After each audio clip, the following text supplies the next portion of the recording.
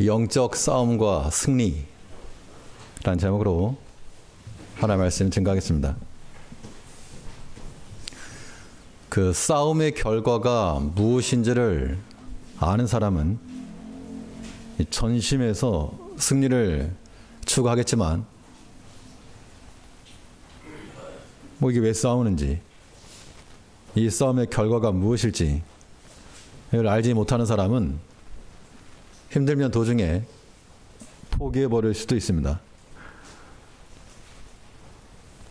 지는 것이 이기는 것임을 깨달은 자들은 기꺼이 자기 자신을 내어주면서까지, 지면서까지 승리의 결말을 얻을 것이고, 만일 여기서 지면 끝이다, 그런 마음을 가지게 되면 혼신의 힘을 다해서 이김으로써 승리를 얻는 겁니다.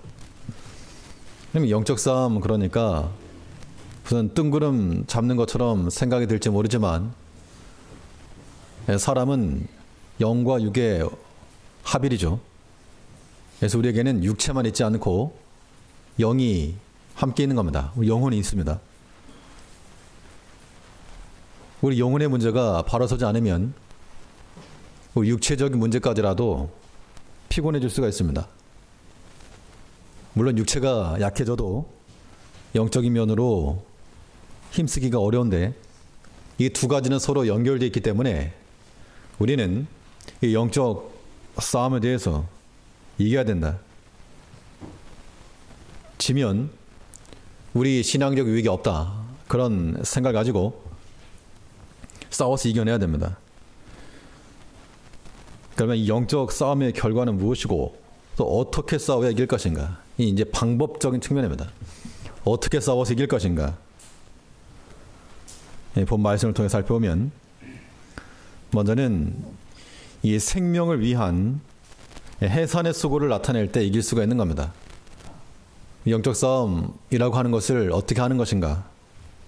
말 그대로 우리에게는 생명을 낳기 위한 그 고통, 그것이 우리에게 필요한데, 이 성경 무엇을 말하고 있는가 하면, 한 생명에 대해서 천하보다 귀하다, 그렇게 말하고 있죠. 천하보다 귀하다.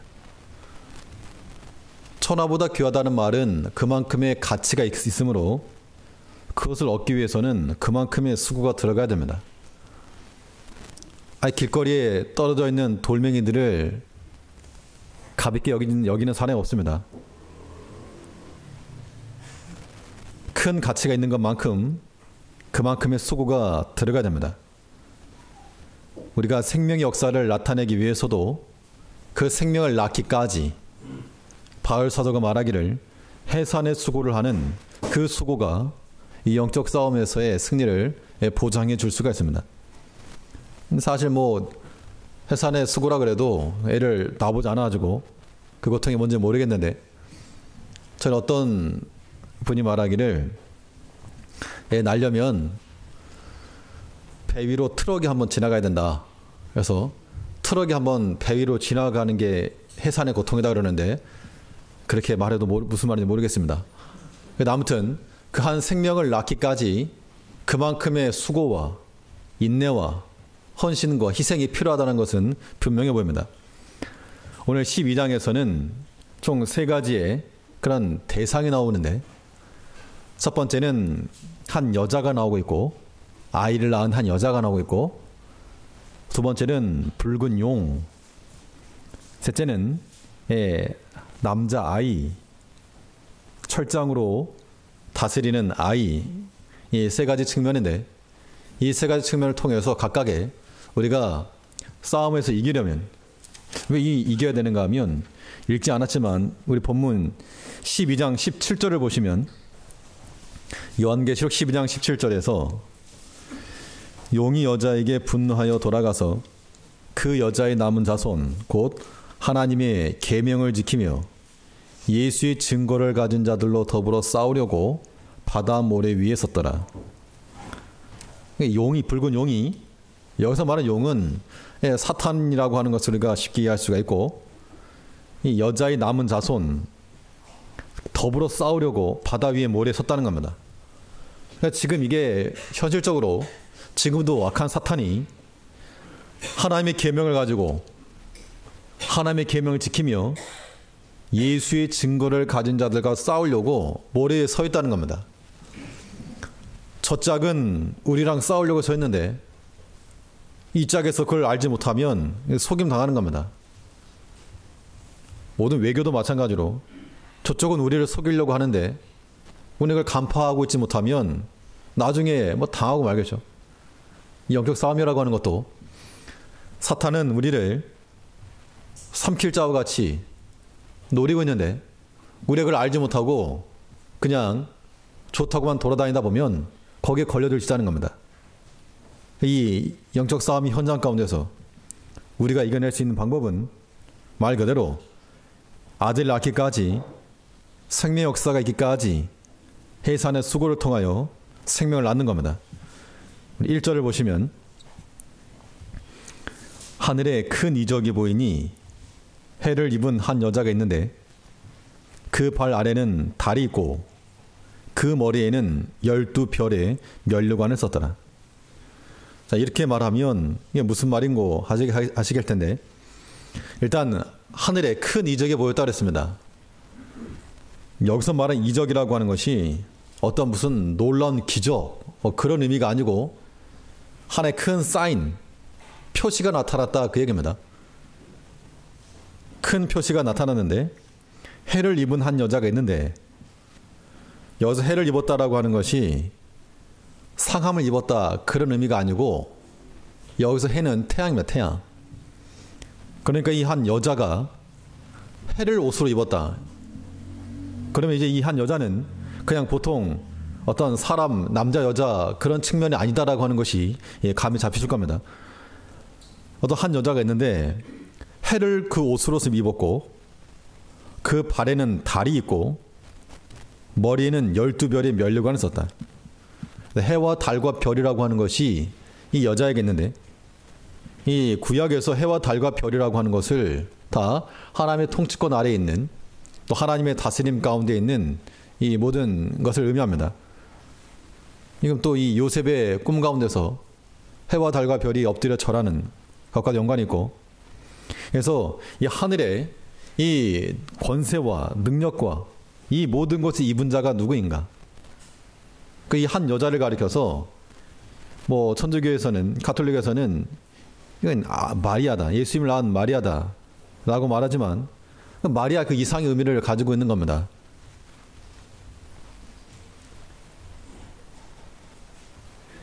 아담이 처음으로 이 지음을 입은 다음에 아담에게서 하와가 나왔습니다. 그때 하나님께서 어떻게 하와를 꺼내셨는가 하면 아담의 옆구리에서 갈빗대 하나를 꺼내서 쉽게 말하면 아담의 옆구리를 뚫고 한 여자가 나온 겁니다. 그것이 하나의 구속사적 하나의 표시입니다. 사인. 예수님께서 십자가 돌아가실 때 군병들이 창으로 찔렀다 그랬습니다. 옆구리를 찔렀다. 옆구리를 찔러가지고 다 물과 피가 쏟아졌는데 예수님의 그 옆구리를 통해서 신부, 교회가 나온 겁니다.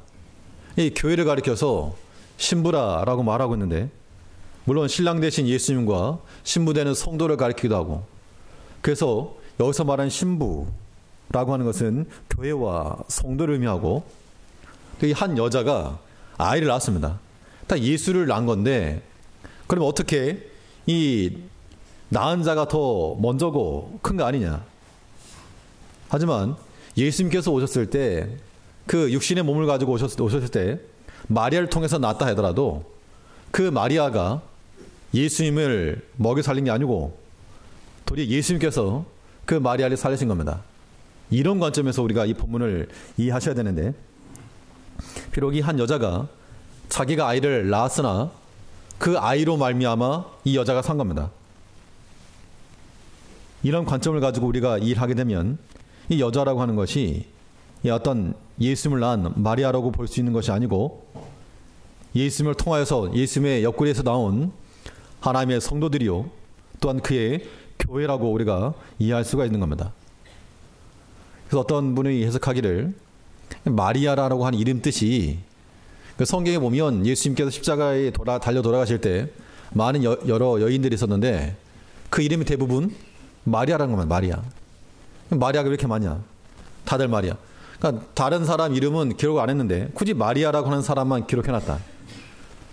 이 마리아라고 하는 그 의미가 쓰다라고 하는, 구역에 나오는 그 쓰다라고 하는 그 말에 어원을 갖는다, 그렇게 말하는데, 그래서 이 쓴물을 단물로 바꾼, 그래서 예수님 십자가 주위에 그 마리아들이 많았다, 쓴물들이 많았다, 마라라고 하는 그 말인데요. 구약에 보면 이 쓴물의 사건이 있을 때 한 나뭇가지를 던져서 쓴물을 단물로 만든 그 기적이 나오고 있습니다. 이 나뭇가지라고 하는 것이 예수님 십자가를 가리키고, 그런 측면에서 쓴물로 단물로 바꿨다. 또 나오미가 자기를 가리켜서 나를 왜 나오미라 그러느냐, 나를 마라라고 그래라, 쓴 자라. 그런데 하나님의 은혜로 말미암아 그 쓴 인생이 단 인생으로 바뀌었고, 그런 과정을 보면서 이 비록 마리아가 예수님을 낳았다 하더라도 그 태어난 예수로 말미암아 그 쓴 물이 구원을 받아야 했던 그 여인들이 구원을 받았다, 이렇게 보는 겁니다.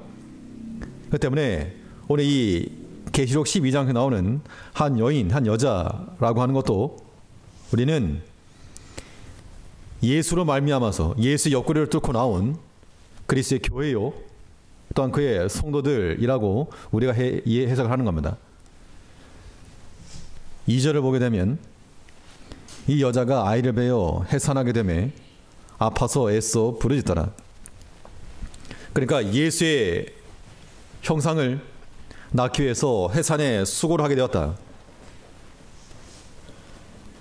이 계시록이 당시 주어질 때가 로마에 압제하에 있던 그런 초대 교회와 성도들에게 주어진 그런 말씀이라고 하는 것을 우리가 이해를 하면, 오늘날도 이 하나님의 교회와 성도들이 고통과 압제 속에 있을 때 우리가 이 해산의 수고를 통하여 예수를 낳기까지, 그리스도 형상이 우리에게서 온전해지기까지 인내하고 참고 소망을 잃지 않으면 우리가 이겨낸다는 겁니다. 그런 메시지를 이 1절과 2절에서 보여주고 있습니다.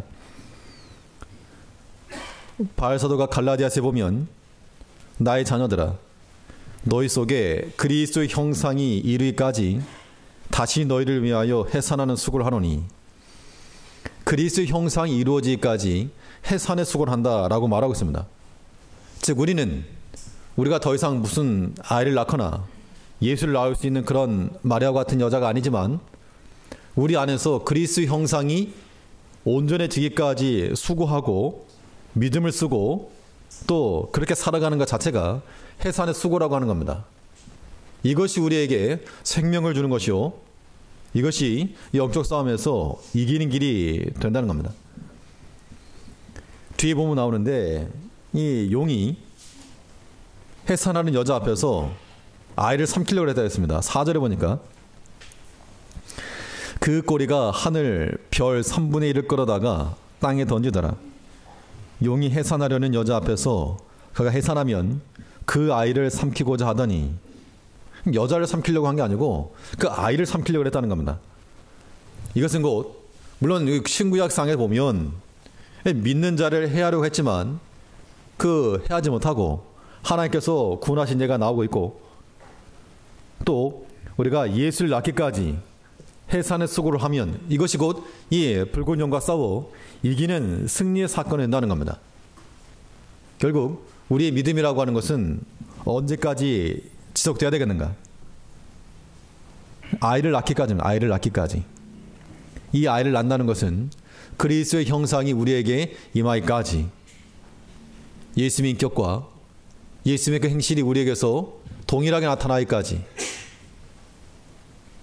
예수님의 말씀이 우리 입에서 나타나고 예수님의 섬김과 희생과 순종의 모습이 우리에게서 드러날 때, 이것이 곧 해산의 수고를 통하여 아이 낳는 겁니다. 떡을 많이 드셔가지고 피곤하실 텐데, 해산의 수고를 하죠. 해산의 수고를. 누구를 낳기까지? 그리스도의 형상이 우리에게 온전히 임할 때까지. 그러니까 여기 있는 우리 모두가 다 아이를 낳아야 됩니다. 아이. 여기서 말하는 아이라고 하는 것은 바로 그리스도의 형상이 우리 안에서 나타나는 겁니다. 그러니까 우리가 말을 하더라도 예수 인격으로 말을 하고 행동을 하나 하더라도 예수의 인격을 가지고 행동해 나가는 그것이 우리에게 나타나기까지 싸우는 것이 영적 싸움이요. 또 그렇게 하는 것이 우리가 이기는 거라는 영적 싸움에서 이기는 거라고 하는 겁니다. 우리 씨름은 혈과 육에 대한 것이 아니라 악한 영과 권세에 대한 것이라 그랬습니다. 우리가 믿음으로 살려고 해도 얼마나 많은 방해가 있습니까? 얼마나 많은. 참 많은 핍박이 있습니다. 내가 아무리 좋은 의도와 목적을 가지고 주를 섬기려고 해도 어디서 그런 회개망측한 그런 반대들이 다가오는지 때로는 정말 못해 먹겠네 이런 생각이 들 정도로 그러나 그런 마음 자체가 우리에게 옳지 않은 겁니다.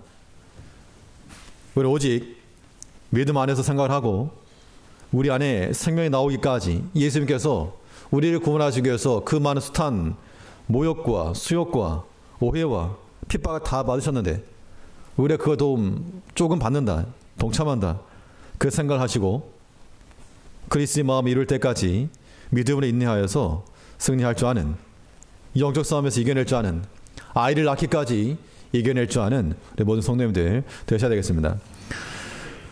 둘째로 이 영적 싸움의 결과 어떻게 싸워야 이길 것인가, 어떻게 싸울 것인가. 둘째는 더 큰 입을 벌려서 악에게 삼켜지지 않을 때 이길 수 있는 겁니다. 이 여자가 아이를 낳으려고 하니까 이 용이 입을 쫙 벌려가지고 삼키려고 지금 기다리고 있다 그랬습니다.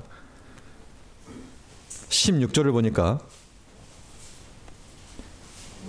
계시록 12장 16절에서 땅이 여자를 도와 그 입을 벌려 용의 입에서 토한 강물을 삼키니,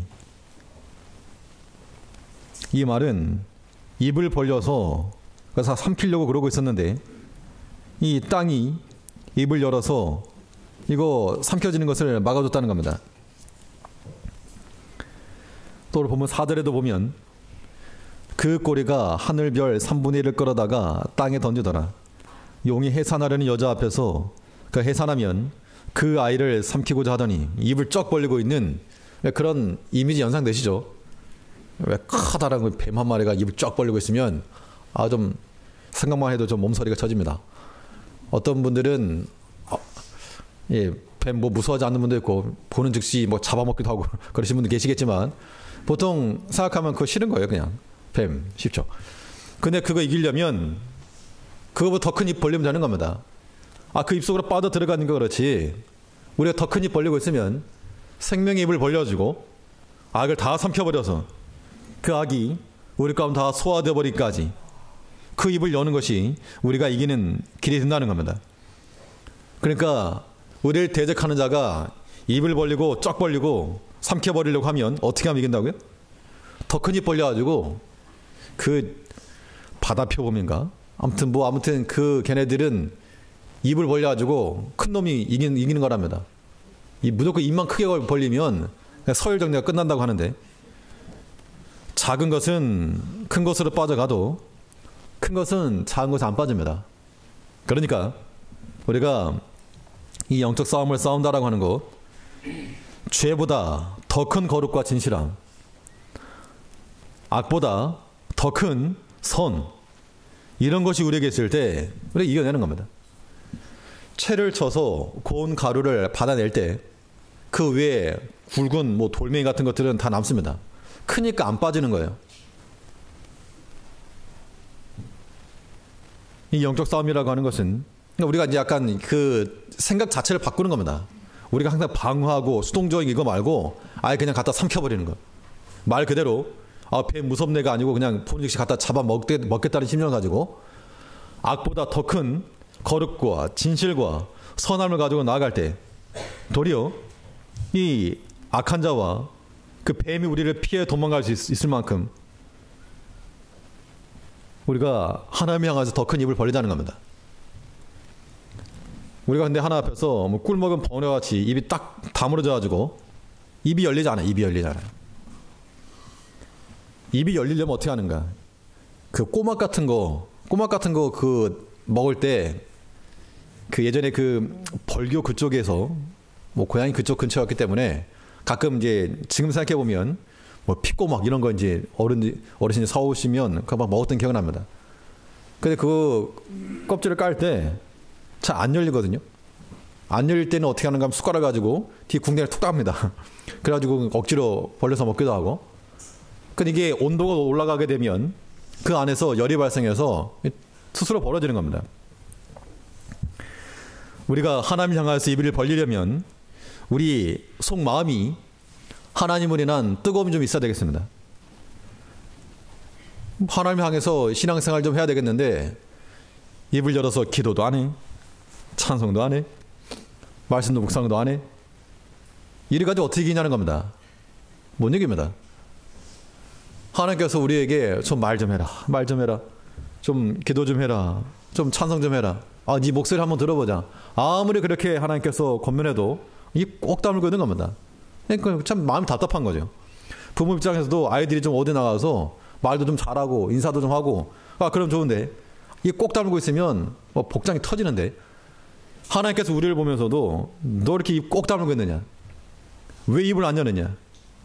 왜 찬송도 없고 감사의 표현도 없고 기도도 없고 하나님의 말씀을 읊조리는 것도 없느냐? 그렇게 해가지고 어떻게 이길래? 좀 더 크게 입을 벌려가지고 이 대적이 벌리는 것보다 더 크게 벌려서 이겨야 되겠는데 그렇지 못하면 죄의 유혹과 욕심이 들어올 때 삼켜져 버릴 것이고 또 시험이 올 때 또 무너져 버릴 것이고 그래가지고 이길 수 없다. 입을 좀 벌려라. 쫙 벌려라.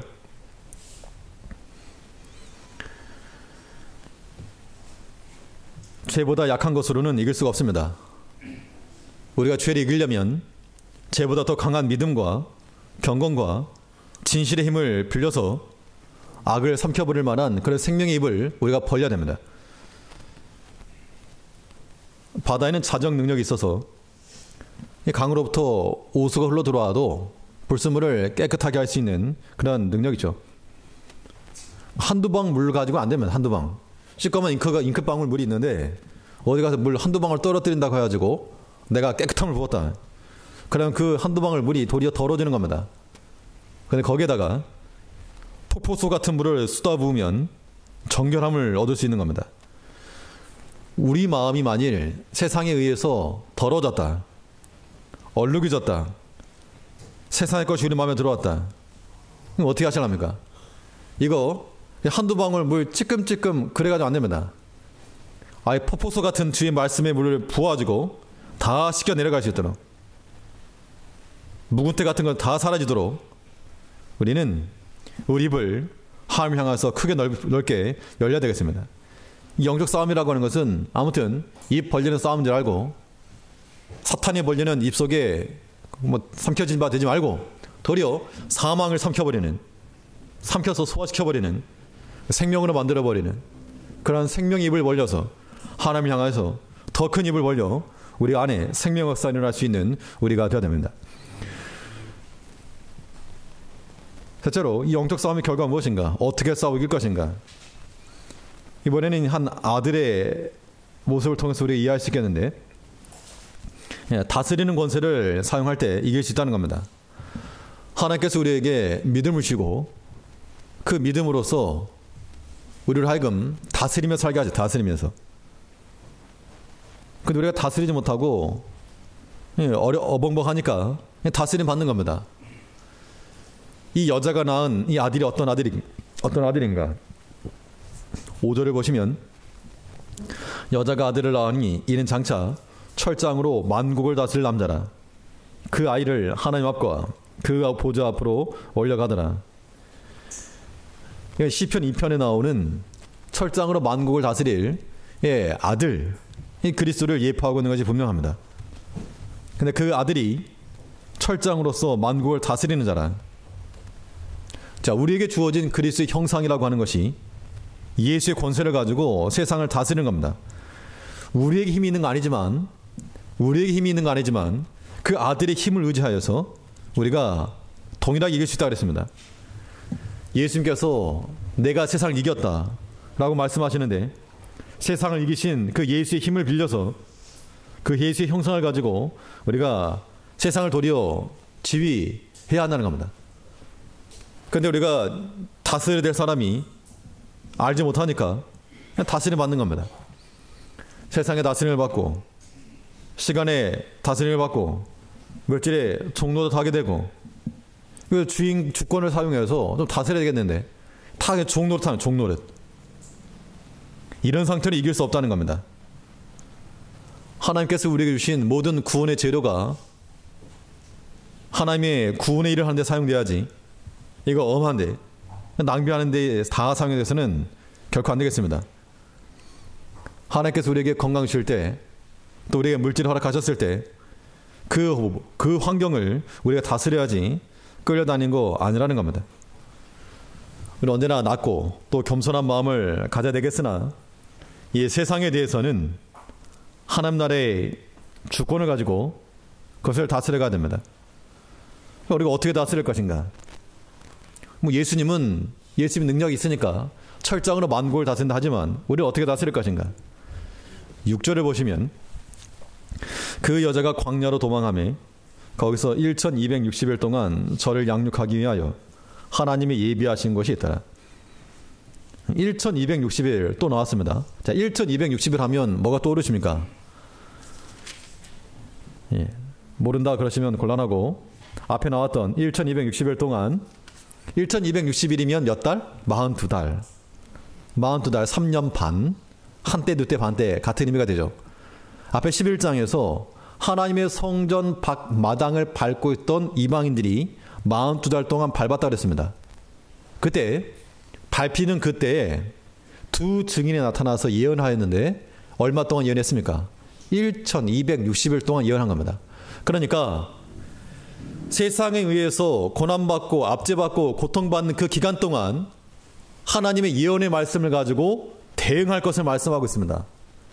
또 이 여자가 아들을 낳은 여자, 이건 그 아들을 낳았지만 그리스도의 교회요 또한 성도라고 말했는데 그들이 자신을 삼키려고 하는 이 예수 그리스도의 형상을 삼켜버리려고 하는 그 용을 피하여서 이길 수 있는 대적할 수 있는 길이 무엇인가 하니 그 여자가 광야로 도망하여 거기서 1260일 동안 양육하였다. 양육함을 받기 위해서 1260일 동안 두 증인의 증거를 받고 그 압제를 견뎌냈던 것 같이 또 마찬가지로 펴놓은 책과 두 증인들의 증거의 그 말씀을 통해서 1260일 동안 양육받았다는 겁니다. 이것이 이기는 길이 되는 겁니다. 그러니까 우리 영적 싸움이라고 하는 것은 하나님의 말씀을 듣고 배우고 익혀서 그 말씀을 가지고 우리 모든 세상에 속한 것들 다 물리치면서 이겨내는 겁니다. 싸움의 대상 왜 같은 편을 치느냐? 같은 편 치면 질이 멸렬하는 겁니다. 마귀와의 싸움이요 사탄과의 싸움이요 악한 영과의 싸움이지 같은 믿음의 형제를 치거나 아니면 같은 믿음의 동지를 친다 그러면 이거는 스스로 무너지는 겁니다. 이제 만국을 다스리는 예수께서 철장을 가지고 다스리는 것 같이 그리스도의 형상을 가지고 있는 우리가 그 능력과 권세를 의지하되 1260일 동안 양육을 받고 하나님이 예비하신 곳에서 그 말씀 붙들무리 인하여서 우리가 세상의 모든 시험과 모든 도전에 대해서 싸워서 이겨낼 수 있는 승리하는 하나님의 백성들이 되어야 한다는 겁니다.